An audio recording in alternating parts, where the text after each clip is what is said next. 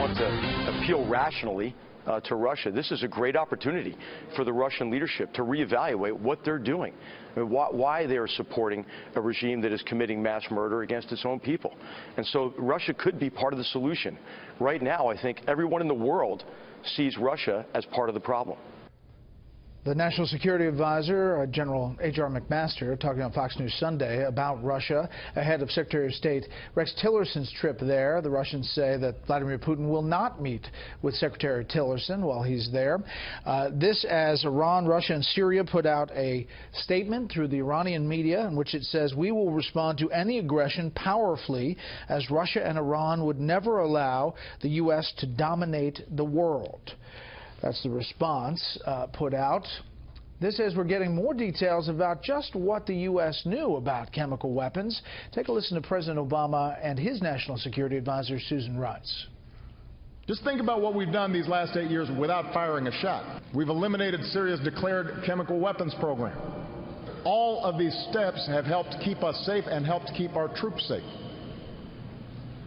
Those are the result of diplomacy. If we don't have strong efforts there, the more you will be called upon to clean up after the failure of diplomacy.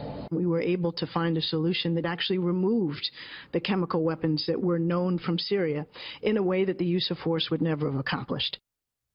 Well, there you see President Obama, December 2016, then Susan Rice, just in January 16th this year. In April of 16, the State Department had a report called the Compliance with the Convention on Prohibition of the Development, Production, Stockpiling, and Use of Chemical Weapons, in which it said, this is a State Department report, the United States cannot certify that the Syrian Arab Republic is in compliance with its obligations under this CWC. The United States assesses that Syria did not declare all the elements of its chemical weapons program required by Article 3 of the CWC, and that Syria may retain chemical weapons as defined by the CWC. In addition to assess CW, chemical weapons use, and maintenance of residual chemical weapons capability, Syria failed to meet most of its milestone destruction dates. Syria was obligated to declare its entire chemical weapons program. The Syrian declaration contained obvious gaps, discrepancies, and omissions, as detailed above, thus placing Syria in non-compliance with the CWC declaration requirements and the additional declaration requirements. Bottom line, what the President and his National Security Advisor were saying was not true. Let's bring in our panel. Charles Hurt, opinion editor for The Washington Times. Leslie Marshall, syndicated talk radio host and syndicated columnist Charles Krauthammer. Okay, Charles, let's start with U.S. policy to Syria now. And are we figuring out more of what the administration is trying to do?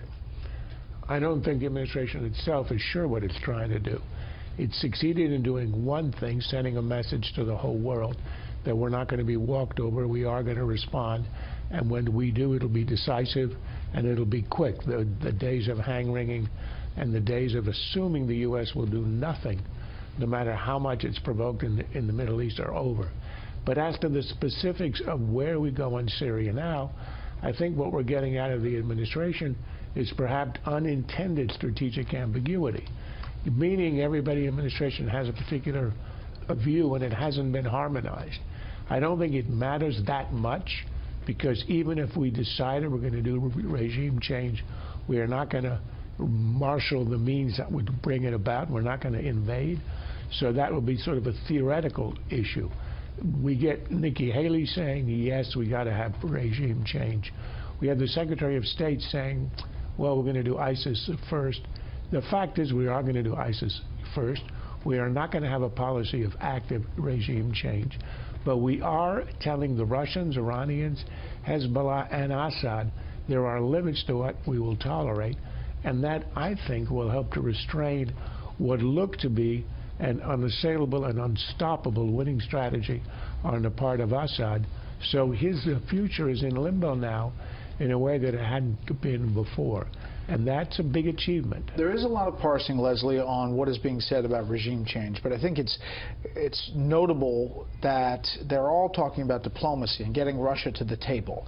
And possibly that's what the regime change is negotiating, getting Assad out of the seat, and somebody else gets in that Russia can deal with and the U.S. can deal with. Well, on Sunday, when McMaster's was talking with Chris Wallace here on Fox News, I think he was pretty clear that we want the regime change, but we're not going to be the ones to do it. I really don't see, with all of the actions of Russia, not just with Syria, but even in their own country, I mean, bombing a hospital, being complicit in knowing about chemical warfare, and when you hear the statements that Russia and Iran won't stand for this and who they're standing with, and quite frankly, our own Sean Spicer calling them an ally, are they an ally? I don't think Russia is going to play the game the way that we want them to, because the best outcome for them is not necessarily what is the best outcome for the United States, and I don't think Russia cares what the best outcome is for the people of Syria, obviously aligning themselves with Assad. We should point out the Associated Press has a story out tonight that Russia did know about the chemical weapons attack ahead of time. We haven't been able to back that up with U.S. officials telling us that specifically, but Bob Burns is a great reporter, Charles, of not only the Pentagon but intelligence officials, and that is what they're telling him. I want to play a soundbite from Sean Spicer about the Trump doctrine. That's what he was asked about. We're going to make sure that our national interests are protected, that we do what we can to make sure that our interests, both economically and national security, are at the forefront, and we're not just going to become the world's policemen running around the country, running around the world, but that we have to have a clear and defined national interest wherever we act. What do you think of that? Well, he certainly is right. The president ran on a campaign of not being the world's policeman, and I think that this is, it's pretty important that they keep that in mind, because I think they will start to lose a lot of that support from the people that put them in office if the president forgets that. But given the strike so far, I think they'll get a pass for that. It was obviously an expensive thing, and we don't have a whole lot of money lying around. But the images were shocking enough, and the fact that we responded to the images, well, of course, that's kind of what war is all about, what diplomacy is all about. When you see these images like this, they were shocking, and so we, it makes sense that we would we would react to it. But I do think that it is truly stunning the degree to which the Obama administration failed to understand the gravity of the situation, failed to realize the degree to which they were being lied to, whether it was Susan Rice or John Kerry or the president himself, even after that report that you showed from the State Department. It is truly stunning. After 9/11, we had extensive research and investigations into how we got all that wrong, and I do think it is kind of amazing how badly the Obama administration fumbled this.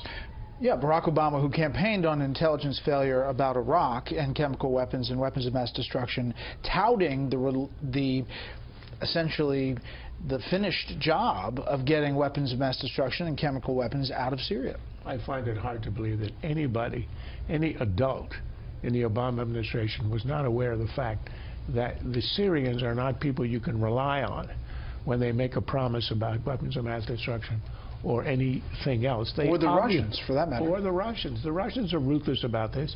The Russians lie every day and twice on Sunday. The Russians are denying any involvement in this.